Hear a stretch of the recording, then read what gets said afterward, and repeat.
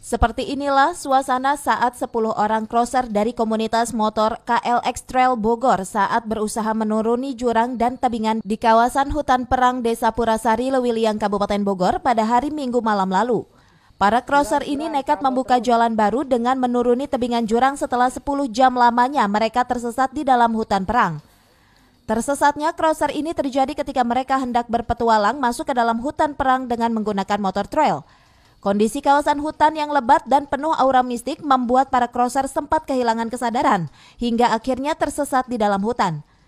Saat tersesat, para crosser pun sempat mengalami hal-hal mistik yang membuat mereka sama sekali tak menemukan jalan untuk keluar dari dalam hutan. Kondisi itu pun semakin diperparah dengan habisnya pasokan makanan dan minuman yang dibawa oleh para crosser hingga membuat suasana semakin panik.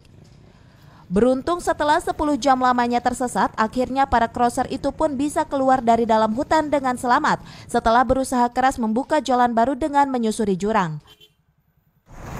Wah, kalau tersesat kita lihat tuh yang namanya di hutan ya, ada hal-hal mistik lah gitu, kita ditutupi jalannya atau gimana ya, emang pokoknya semalam itu kayak nggak kelihatan aja jalan.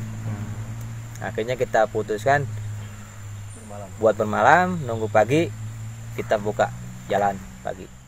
Untuk menghindari hal seperti ini terulang kembali, para crosser yang hendak berpetualang di kawasan hutan di Bogor diimbau untuk senantiasa waspada dan berhati-hati, serta tetap menjaga tata krama terhadap kawasan hutan dan sekitarnya, agar perjalanan pun bisa tetap lancar tanpa terganggu oleh hal-hal yang negatif.